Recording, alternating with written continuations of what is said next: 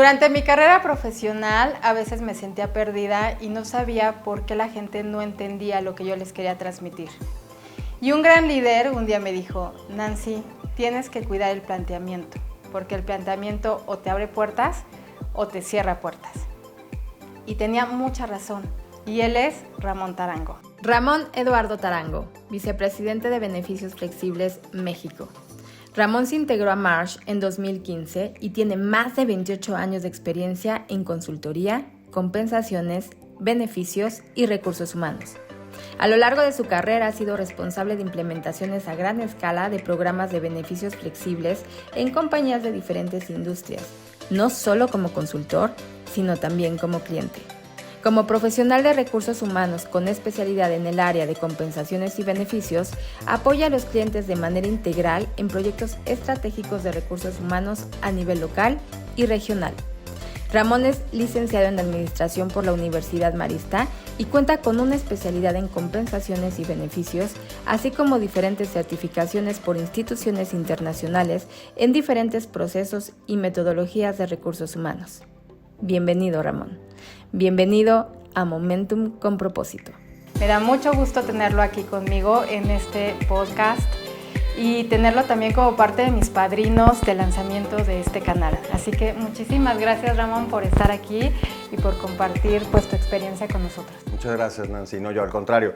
Yo feliz de volver a vernos después de tanto tiempo, ¿no? Pero además, siempre que ves a una persona que ha pasado mucho tiempo y cuando la vuelves a ver pareciera que la viste el día de ayer, es que realmente tienes una gran cercanía y un gran cariño. Yo te tengo mucho cariño, Nancy, muchas gracias. Y además, bueno, yo me siento honrado de que me hayas considerado para justo los primeros programas de tu podcast. Entonces yo, encantado de la vida, feliz. Muchas gracias, Nan. Gracias, Raymond. Y bueno, dentro de tu semblanza ya vimos quién eres, en dónde estás hoy en día, porque es un alto ejecutivo, es un vicepresidente en una empresa importante, pero más que eso me gustaría saber, ¿quién es Ramón como persona? Ok, Ramón, pues soy un tipo muy regular, normal, como cualquiera que puedes encontrar en cualquier lado. Soy padre de familia, padre de 4 hijos. 2 de mis hijos ya grandes, 25 y 23 años, ¿no? Son hijos de mi primer matrimonio. Y tengo 2 hijos chiquitos de 13 y 11 años, que son hijos de mi segundo matrimonio, casado con Veré, ya casi 14 años de estar casados. Entonces ha sido toda una aventura, ¿no? Y soy alguien muy apasionado de lo que hago. Me encanta realmente lo que hago. En la consultoría hay un cierto estrés que te genera, que te hace vibrar, y ese estrés me gusta, me encanta. El conectar con las personas y el poder ver cómo podemos desarrollarnos, me encanta. Entonces, ese soy. Ay, qué padre, Ramón. Oye, ¿y cuáles son los principales retos que te enfrentas en una consultoría? Como dices, normalmente en un corporativo pues tienes como muchas cosas seguras, muy estables, pero cuando estás en una consultoría que aparte tienes mucha diversidad de clientes, muchos retos, inciertos, mucha adversidad también, ¿cómo la manejas? ¿Cuáles son estos retos a los que te enfrentas? Yo te diría que el primer reto que tenemos como consultores es bajar un poco ese ego del consultor, de yo vengo a reunirme contigo porque te traigo la solución, o tú me buscaste porque te traigo la solución. Y no es una realidad. La verdad es que a lo mejor tienes otras herramientas o tienes otros panoramas, pero no tienes realmente la solución final que están buscando. Y hay que bajar ese ego. Hay un punto que es específico de los consultores y que yo hablo mucho con mis equipos de trabajo, que es tenemos que aprender a escuchar. Y escuchar mucho. De hecho, hace poco estaba con un compañero de trabajo y él justo me decía una frase que me gustó mucho, de que hay que escuchar mucho más de lo que podemos hablar, que por eso tenemos 2 orejas y una boca, porque hay que escuchar el doble de lo que hablamos. Y eso es súper importante en el tema de consultoría, porque al final del día, gran parte de lo que generamos con los clientes no es que nosotros se lo llevemos o no es que el consultor se lo lleve, y esto lo he aprendido a lo largo de los años, es que entre los dos, cliente y consultor, construyamos la solución que se necesita o la adecuemos a lo que necesita realmente la persona. Y para eso necesitas un proceso de escucha amplio, un proceso de apertura también muy amplio, para poder entender hacia dónde quiere ir y bajar ese estatus de consultor de traigo las soluciones y vengo a darte al abrirte el faro, abrirte la luz hacia donde debes ir caminando, sino simplemente cómo construimos cliente, consultor, esas soluciones para los demás. Exactamente. Y tomando esto que estás diciendo, al final todos somos consultores en algún punto de nuestra vida. Totalmente. ¿No? Tanto en la vida personal como en la vida profesional. Por supuesto. Llegas sí. a ser consultor incluso de tu pareja, de tus hijos, de tus padres, de tus amigos en algún momento dado, ¿no? Claro, totalmente de acuerdo contigo. Sí, porque al final del día te conviertes en alguien o puedes aportar algo a la otra persona y no sabes a dónde tus palabras van a llegar, ¿no? ¿Qué impacto van a llegar a tener? Exactamente. Y la escucha activa, sin duda alguna, es clave. Y muchas veces no somos conscientes de cómo estamos con el otro. Cuando estamos conversando con el otro, cómo estamos realmente, si estamos ahí al 100% o nuestra mente está en los 1000 correos, en los pendientes, en la tarjeta que tienes que pagar, y el otro te está hablando, ¿no? Ya sea alguien de tu equipo, ya sea alguien de tu familia o algún cliente, y tu atención no está ahí. ¿Qué le recomendarías tú a la gente para que realmente pueda escuchar y antes de hablar y no tomar como la palabra todo el tiempo? Yo te diría que básicamente es nuevamente un tema de intentar soltar el ego que traes hacia lo que me estás diciendo, ya tengo la respuesta o ya tengo el comentario que te debo de decir porque es lo que te debe de funcionar. Nos ha pasado a todos, ¿no? Y a mí muchas veces en donde cuando ya me empiezan a platicar alguna cuestión, yo inmediatamente empiezo a esquematizar por dónde debería de ser o cuál podría ser la solución. Y en la gran mayoría de las veces no necesariamente tiene que ser, o están pidiéndote una solución, están pidiéndote que los escuches, están pidiéndolo sacar del sistema. Mi recomendación en específico sería desde el punto de vista personal, y ahorita enfocándome en la parte personal, es realmente el entender qué es lo que está buscando la otra persona cuando te está hablando a ti. ¿Lo quiere sacar de su sistema? Lo único que quiere es comunicarlo y soltarlo y te ve a ti como una fuente confiable, alguien que puede acercarse para decírtelo. Y a lo mejor, nuevamente, nada más es soltarlo y sacarlo de su sistema, sacarlo de su interior, porque lo tengo que decir, ¿no? O realmente te está pidiendo un consejo. O realmente te está pidiendo una solución o tu punto de vista. Es entender un poco hacia dónde va, ¿no? El para qué te lo está contando.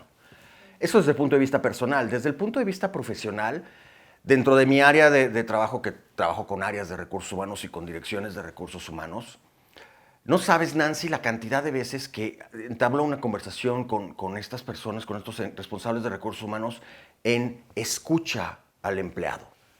Y no es escucha al empleado uno a uno, es en los programas que vas a tener, ¿realmente has escuchado las necesidades de tus empleados? ¿Has generado una encuesta para saber qué les interesa, qué no les interesa?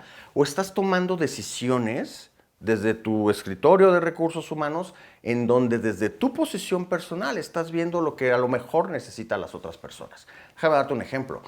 Dentro de donde yo me desarrollo, dentro de mi área profesional, desarrollo diseños de beneficios, específicamente beneficios flexibles, y no voy a entrar mucho en eso porque no quiero entrar en un tema técnico, pero desarrollo la parte de beneficios. Entonces, la parte de beneficios, pues una pregunta lógica puede ser, oye, ¿qué tipo de beneficios serían buenos que colocáramos dentro de la organización? Me ha sucedido la gran mayoría de las veces que de repente algún ejecutivo dice, no, es que lo que todos necesitan en la compañía es un programa de cobertura dental. Ok. Y cuando empiezas a escarbar un poco más, te das cuenta que esta persona tiene hijos adolescentes, que sus hijos adolescentes seguramente tienen que ir al dentista, que los dentistas no son nada baratos. Y entonces esta persona piensa desde su posición personal que lo que necesitan todos, porque lo necesita, es una cobertura dental. ¿Pero realmente es lo que necesitan los empleados? ¿O hay variaciones en temas de edades, generaciones, intereses, gustos, necesidades? ¿Realmente te has sentado a escuchar lo que necesitan tus empleados? ¿Has hecho una encuesta donde te digan mis intereses son estos? ¿Has abierto ese canal? Y con eso poder diseñar. Probablemente terminarán implementando el programa dental, probablemente, o probablemente no, dependerá de los resultados que tenga. Pero ahí la clave, el punto fino de esto es justo la escucha. Es saber y aprender y entender que debes de escuchar antes de siquiera tomar una decisión. Definitivo, porque las nuevas generaciones pudieran importarles ese beneficio o pudiera importarles otro beneficio completamente diferente, ¿no? Tal cual, tal cual. Ellos no están tan preocupados por un seguro de vida, por ejemplo, Claro, ¿no? Pero claro. sí dales beneficios en gimnasios, dales beneficios en algunas promociones de algunos establecimientos que estén de moda, no sé, otra facilidad como el home office, como incluso trabajar de manera remota, para ellos son estos salarios emocionales que valoran más que algo económico que nosotros creemos que lo van a valorar cuando realmente es importante, pero no es la clave. Totalmente. Evidentemente todas las organizaciones tienen que tener una base y tienen que tener un programa que otorguen a todos, porque esa es una base. Pero justo el hecho de poder dar o abrir esas posibilidades o crear la estructura para que los empleados puedan tomar esas decisiones desde su momento de vida. Porque aquí nace un riesgo, y eso también es parte de lo que yo platico mucho en conferencias o en seminarios que doy, el riesgo de encasillar ya sea en edades o encasillar en generaciones o encasillar en género, las mujeres, los hombres. Ese es un riesgo fuerte para esta toma de decisiones. Más bien hay que pensar en momentos de vida. ¿Cuál es el momento de vida que está teniendo esa persona? ¿Por qué? Porque hay millennials que son solteros, millennials que son casados, y van a tener diferentes necesidades y diferentes momentos de vida, y esos momentos de vida van a dictar sus intereses y sus deseos. Entonces, el momento de vida importa. El empleado que entró a tu organización recién egresado de la carrera, que no le importaba el seguro de vida, pues va a tener una historia dentro de tu organización y va a llegar a un punto en donde se casará, tendrá hijos, y esos intereses cambiarán. Entonces, ¿cómo puedes crear una estructura que acompañe, ¿no?, a tus colaboradores, a tus empleados que trabajan contigo, que acompañe a sus momentos de vida? Definitivo.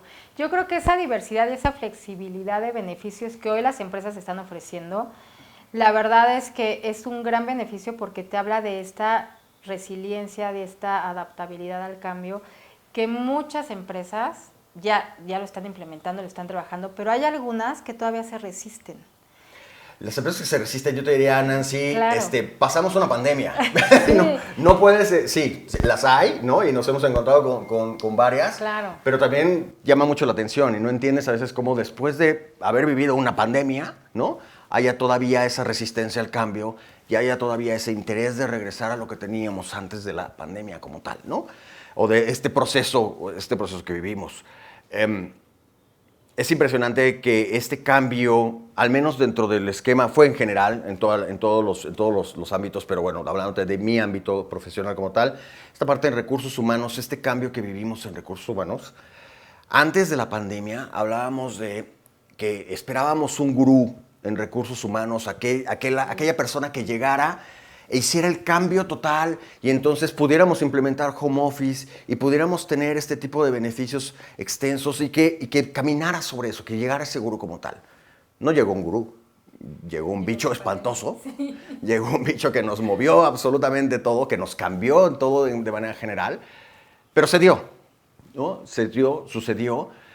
Y sí, el intentar, después de todo ese proceso, ya 5 o 6 años de haber vivido todo ese proceso, el empezar otra vez a tener estas conversaciones de por qué no regresamos a lo mismo, a mí de manera personal lo veo como algo difícil de creer, difícil de entender, ¿no?, de todo este proceso, cómo buscamos de repente regresar. El mundo cambió, se modificó por completo. Exacto. Y en la parte laboral se modificó por completo. Entonces, buscar regresar es como intentar volver a apretar las cosas para que fuera algo de antes cuando ya no es ni el contexto, ni el mundo, ni la situación de antes. Claro, ni las generaciones. Ni las ¿no? generaciones. Porque ahora puedes ver a 4 generaciones tomando decisiones de negocio en una misma sala. Claro. Que antes era como impensable, ¿no? Y algunos lo visualizábamos, pero decíamos, uy, va a pasar dentro de mucho tiempo. Y ahora que lo ves todavía mucha resistencia en las organizaciones de que hay como esta lucha entre una generación y otra. Totalmente. Nancy, es la primera vez en la historia de la humanidad, desde la revolución industrial, que justo están 4 generaciones bajo el mismo techo laboral. Y me ha tocado casos difíciles de creer, pero que han sido ciertos. De hecho, yo platicaba con un cliente y me decía, Ramón, estábamos hablando de este tema de generaciones, decía, Ramón, a ver, para una misma posición, una vacante de una misma posición, está concursando el papá y el hijo para esa vacante de esa misma posición. Eso no me ha tocado verlo, qué interesante. Tal cual. Era una posición de manufactura, etcétera, pero era una realidad. Para esa misma posición estaban el papá y el hijo concursando para ello, ¿no? Entonces, sí, definitivamente esa parte de entender cómo han cambiado las propias generaciones. Y aquí también otro ejemplo que quiero ponerte, que quiero platicarte, es, ¿no? Hablando y retomándolo un poco de lo que platicábamos acerca de volver a las mismas características y de los intereses de las generaciones. Hace poco también tuve la fortuna de liderar un panel en donde hablábamos precisamente de las organizaciones, qué es lo que aporta a las organizaciones y qué es lo que buscan las nuevas generaciones. Y se dio ahí un tema que me pareció contundente, que expuso una de las nuevas generaciones, que dijo, a ver, yo inicié mi vida profesional en pandemia, en home office. Yo no conozco el mundo de venir 8 horas al día, los 5 días de la semana. No conozco, porque mi vida profesional inició en el home office. Entonces, cuando me hablan acerca de ese mundo profesional de 5 días a la semana, 8 horas en una oficina, yo no lo sé, no lo conozco, no lo veo, no lo he vivido, no lo añoro, ni lo quiero conocer.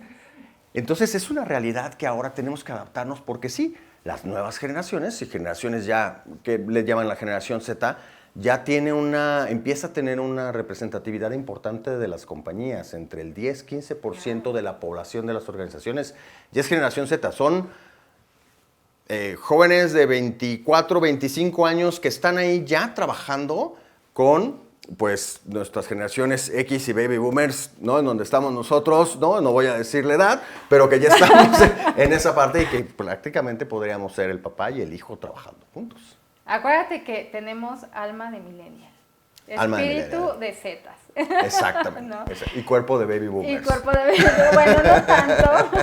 No sé, tú no, yo sí. Pero fíjate que esto que estás mencionando nos habla mucho de cómo estamos nosotros realmente, y más en México, adaptándonos a los cambios. Y yo ahora estoy viendo en varias organizaciones que se acaba el home office, se acaba el híbrido y regresan a las oficinas. Y efectivamente hay muchos centennials y millennials incluso que te dicen, tengo que buscar otra cosa, tengo que renunciar. Y entonces empieza toda esta rotación en las empresas, porque ellos ya no quieren regresar a trabajar. Por lo menos no los 5 días a la semana, ¿no? Totalmente, totalmente. ¿Por qué crees que se está dando esta reincorporación al 100% en presencial? Yo creo que tienen que ver muchos factores. Quisiera yo pensar, más allá del tema del factor de desconfianza tal vez o descontrol, porque ya a 6 años de que pasamos esa brecha, creo que ya no es un factor, esa es mi forma de verlo. Yo creo que tiene que ver seguramente con algunos factores financieros de las organizaciones. ¿A qué me refiero con esos factores financieros? Tengo una oficina, ¿no? Las compañías tienen una oficina que tiene espacios, inmobiliario, redes, etcétera, etcétera. Es una inversión que se ha hecho, y el hecho de que no esté ocupada, ¿no? Pues puede tener una perspectiva de gasto, Claro, ¿no? definitivo. El hecho de que estoy pagando una renta de X edificio en tal zona de la Ciudad de México tal vez, o de algún otro lugar, y no se está ocupando, ¿no? Y también tiene que ver un poco o un mucho sobre también el tema de la industria, el entender que hay diferentes industrias y que hay industrias que definitivamente no pueden convivir con el home office porque su labor es así, y hay otras industrias que tienen más facilidad de poderlo hacer, ¿no? Yo te diría, y lo he comentado así tal cual con muchas personas cuando me preguntan con el tema de home office, lo que pasa es que una consultoría la puedes hacer en cualquier lugar. Claro. Mientras tengas una conexión a internet y tu computadora, realmente puedes hacer esa consultoría. No me imagino a alguien que esté ensamblando coches, ¿no? Que lo pueda hacer en su casa. Claro, ¿no? sí, sí. Tiene que Pero, ver con por eso. ejemplo, aseguradoras o como Amazon también, que ya están empezando a regresar al 100%, me ha sorprendido. que Sí, estén sí, tomando sorprende, esas decisiones, sorprende. ¿no? Porque para mí también es como regresar a algo de donde venimos y donde creo que ya llevamos un camino recorrido con mucho avance, con mucha flexibilidad y ahorita es como, volver a regresar a presencial es como un choque. Yo lo veo de fuera, pero imagínate la gente de adentro, ¿no? A estos centennials que le estás diciendo, ahora vete a trabajar al 100%. Sí, definitivamente, ¿no? Creo que, nuevamente, yo creo que va más hacia un tema, desde la perspectiva de la organización, va más hacia un tema financiero y un tema de aprovechar la inversión que se hace, ¿no? En instalaciones, facilities y todo este tipo de cosas de correcciones. Ahora, es importante este otro punto porque es parte también de lo que nosotros platicamos mucho con las organizaciones en ese sentido y es, ok, buscas regresar, no perder de vista lo que tú muy bien decías, la perspectiva del empleado. A ver, ¿qué significa regresar a la oficina? Significa en una ciudad como la Ciudad de México, pues el traslado, ¿no? Que hay diferentes modos de poderte trasladar, desde la persona que puede tener un coche en la puerta de su casa y salir con ese coche y enfrentarse al tráfico, como la persona que no tiene ese coche en la puerta de su casa y tiene que lidiar con el transporte público literal horas, claro. ¿No? Y entonces con qué humor va a llegar a la oficina y con qué disposición va a llegar a esa oficina en donde además lo estás obligando a ir, ¿no? Que podría estar en su casa, lo estás obligando a ir, y con qué disposición va a tener a la oficina y lo que va a representar probablemente también en temas económicos para la persona, alimentación, transporte, claro, vestimenta, etcétera, a diferencia de estar en su casa. Entonces, vaya, todos esos en conjunto, la recomendación que nosotros siempre hacemos es no hacer un análisis que solamente quede desde un pilar, ¿no? El pilar de la organización y la parte de la organización, sino también entender el análisis que puedes hacer con los empleados, porque eso te puede generar diferentes caminos y diferentes perspectivas. Clima organizacional, productividad, rotación, esos centennials que digan, bueno, yo sigo viviendo en casa de mi papá, sí, o en casa de mis papás. ¿Saben qué? No me das home office, me voy a otra y voy a buscar quien me dé home office. Total, no tengo esa presión, tal vez, no esa responsabilidad de mantener una familia. Vaya, son muchas cuestiones que tienes que validar, que creo que varias compañías que empiezan a tomar este tema de decisiones no validan o no revisan esos puntos desde el otro lado del otro pilar de la organización y al final pueden generar algunos otros problemas que no están viendo hoy por hoy. Sí. ¿Y qué les podríamos recomendar, Ramón, con nuestra experiencia, a estos centennials y a estos millennials de cómo afrontar la adaptación al cambio? Porque es un hecho, si ahorita en la empresa en la que están les están diciendo regresen, lo van a tener que hacer, ¿no? Pero cómo ellos pueden manejar esta resiliencia y esta flexibilidad de adaptación al cambio para que ese, entre muchos otros cambios, lo sepan manejar. Yo creo, Nancy, que las generaciones jóvenes, ¿no? Sobre todo las generaciones Z, son generaciones muy adaptadas al cambio. Mucho más a lo mejor que las generaciones de mayor edad, ¿no? Como nosotros, como tal. Yo creo que están muy adaptados al cambio por lo que han aprendido a vivir y con lo que han aprendido a vivir, ¿no? Déjame aterrizarlo en un ejemplo. Muchas veces dentro de las organizaciones hay esta queja o este comentario en donde no hay las nuevas generaciones no tienen un engagement de la organización, ¿no? Se ponen la camiseta, no sienten o no viven en la organización como tal, sino que llegan y pueden ir cambiando de organización en organización, ¿no? Que no tienen ese apego a la organización como pueden tener algunas otras generaciones mayores, ¿no? Y la realidad es que no lo tienen porque ellos han aprendido a vivir en un mundo en donde no necesariamente tu vida profesional la tienes que hacer en una organización. Puedes hacer muchas cosas más. Puedes crear un podcast, puedes crear un canal, puedes emprender y emprender sin demasiada inversión. Creas una página y en donde ahí haces e-commerce y en esta página de e-commerce lo que te piden lo compras y no tienes inventarios, ¿no? Y está el mundo laboral, el mundo corporativo como tal. Entonces, no necesariamente tienes que tener eso. Y si lo ves, en nuestras generaciones o generaciones más altas, pues será el mundo corporativo y aventarte a emprender o aventarte a hacer algo similar era mucho más complejo, ¿no? De lo que podías hacerlo. Hoy lo puedes hacer de una manera muy fácil. Entonces, lo que hay en la mente de los jóvenes, y esto lo platicábamos en ese mismo panel que te comentaba, lo que hay en la mente de los jóvenes es, bueno, si esto no funciona, si el mundo corporativo no funciona, tengo estas alternativas. Me cambio y pruebo otra cosa. Me cambio por otra cosa. Entonces, ese es un riesgo con el que ahora las organizaciones tenemos que vivir. Ahora bien, ese cambio y el probar ese otro tipo de cosas puede generar también mucha inestabilidad. Regresando a la pregunta que me hacías, ¿cómo podemos, qué consejo le podría ayudar hacia los jóvenes sobre eso? Es tener brújula, tener claridad. Porque si bien tienes oportunidades de poderte mover en muchos sentidos, hay que ser estratégicos hacia dónde te mueves. Hay que ser claros hacia lo que tú quieres, que es a dónde quieres lograr. Porque uno de los principales temas es que al haber mucho, tomo de todo. Claro, no tirarle a todo, como decíamos, ¿no? Exacto. No te postules a todas las vacantes que veas. Exactamente. Sí, claro. Es, a ver, lo que voy a hacer, el paso que voy a dar, ¿hacia dónde me va a llevar?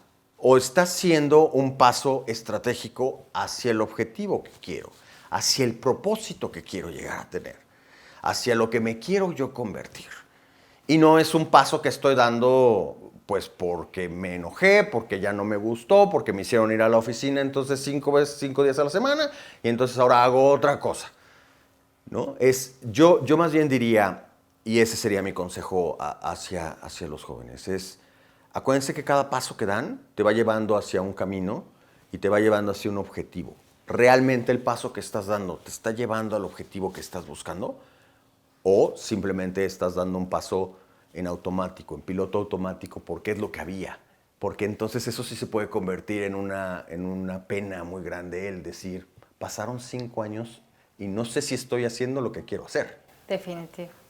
Diría mi abuelita, baby boomer, das un paso sin guarache, ¿no? Correcto. Sí, definitivo. Eso era. ¿Qué sucedía con nuestras generaciones? Lo que pasa es que ya entrabas en una organización, entrabas a lo mejor en el departamento que habías pensado entrar o que te aceptaron y ahí agarrabas un camino, ¿no? Claro. Y ahí podías seguirte y de alguna manera podías tener esa certeza que ahí podías estar. Hoy, ante tantas alternativas, ¿realmente estás dando el paso que necesitas dar para llegar al objetivo que quieres tener? ¿O estás en piloto automático? Si estás dando un paso por darlo, ¿no? Claro. Ramón, ¿a qué cambio te has enfrentado tú que has sido como muy retador y que a veces no sabemos o no has sabido hacia dónde ir? ¿Cuál ha sido el cambio y cómo lo has manejado? Wow, yo creo que más bien yo te diría, no ha sido un solo cambio, han sido como varios en general, ¿no? Yo creo que sobre todo el cambio en donde no necesariamente era la misma estructura que teníamos establecida anteriormente fue un cambio importante. No quiero atañirlo a la pandemia específicamente, pero tuvo mucho que ver en ese sentido. Y por el otro lado también varios cambios de manera personal, que fueron los que fueron llevando hacia ciertas tomas de decisiones también en ese proceso, ¿no? Entonces, yo te diría, ha habido varios cambios, pero que esos cambios que en su momento probablemente parecieron demasiado grandes, hoy se ven como fue ese cambio o ese paso que necesitaba dar para poder llegar a donde hoy por hoy estoy. Claro, y por ejemplo en estos cambios, a mí me ha pasado que de repente me siento o me sentía o me siento, la verdad es que a veces sí llega el momento en que dices, iré por el camino correcto, estaré yendo hacia ese objetivo o tal vez tendría que irme hacia otro lado. Entonces te encuentras como en una disyuntiva donde te sientes sin claridad, te sientes perdido, ¿no? ¿En esos casos te ha pasado y cómo lo has manejado? Me ha pasado muchísimas veces. ¿Cómo tienes esa claridad y el decir, sí voy bien o tal vez tendría que cambiar la brújula? Te digo, me ha pasado muchísimas veces, desde las cosas muy chiquitas hasta las cosas a lo mejor muy grandes. Yo creo que tiene que ver también un poco con personalidad. Mi personalidad es una personalidad muy echada para adelante, muy de vamos a hacerlo, ¿no? Y esa incertidumbre la resuelvo yo de muchas maneras en un vamos a hacerlo, en un aquí estoy, me voy a presentar, lo voy a hacer, ¿no? Pueden suceder cosas fuertes o cosas no, ya lo aprenderé, ¿no? Un poco en el camino. Evidentemente, más joven era mucho más aventado, mucho más temerario en ese sentido. Hoy tomo decisiones mucho más medidas sobre eso, pero sí pero va muy en ese sentido, en el sentido de ante esa incertidumbre hagámoslo, ante esa incertidumbre probemos. Probemos de una manera inteligente, probemos de una manera medida o podamos ver los diferentes escenarios, analicemos los diferentes escenarios, pero probamos, pero hagamos. Porque lo peor que puede sucederte es la parálisis por análisis o lo peor que puede sucederte es quedarte con esa cosquilla de no lo hice, no lo quise hacer, no me atreví a hacerlo porque había que vencer ese miedo o había que vencer ese tema, es hacerlo, es dar el paso. Yo lo que te diría, y lo que nuevamente tiene que ver con personalidad, pero también tiene que ver con ya algunas horas de vuelo en el camino, en donde puedas decir, vamos, a ver, ¿qué podría suceder? Pues podrían suceder todo este tipo de cosas, pero podrían suceder, como también podrían suceder este otro tipo de cosas muy buenas. ¿Por qué no lo hacemos? ¿Por qué no lo intentamos? ¿Por qué no lo probamos? Y vemos qué resulta. Ahí sale tu alma de millennial, ¿ya ves? ¿Ves? Porque la verdad es que mucho, y sobre todo creo que nuestra generación, la generación X o Baby Boomers, nos regimos mucho por el miedo, entonces, y por la perfección. La creencia de que creemos o queremos que todo sea perfecto para entonces dar el siguiente paso, ¿no? Totalmente, Entonces, totalmente. me falta, no sé, conocer más de redes sociales para hacer un podcast. Me hace falta, a lo mejor, prepararme más en esto, tomar este otro curso, tener el diploma de tal, terminar la carrera de tal, para entonces atreverme a hacer algo, ¿no? Tener todo perfecto para hacerlo. Claro. Y nos llenamos de mucho miedo y muchas veces estamos solo pensando, que haciendo cursos, tomando cosas, pero no damos ese paso. Y creo que las nuevas generaciones tienen esa gran fortaleza de probemos, vamos a hacer. No tiene que ser perfecto, en el camino voy aprendiendo, el chiste es hacerlo, ¿no? Pero en el inter, pues pasan muchos miedos por tu cabeza. Claro. ¿Cuál ha sido el mayor miedo al cual te has enfrentado que has tenido que romper? Bueno, desde la parte profesional. Y personal también, en ambos. Y personal, ok. Pensando en la parte profesional, iniciando con la parte profesional más bien, te diría, uno de los principales miedos que he tenido han sido dos. Uno es ese miedo a no, como un síndrome del impostor, ¿no? Claro. No soy realmente lo que a lo mejor me dicen, no realmente me falta, no estoy tan completo, ¿no? Etcétera, que es más bien, es un miedo, pero es un diálogo interno, ¿no? Y es un diálogo en el cual tienes que trabajar día con día. Yo trabajo mucho día con día en ese diálogo interno que hago referente hacia, ¿no? El creer o no creer, o saber o no saber que puedes tenerlo, ¿no?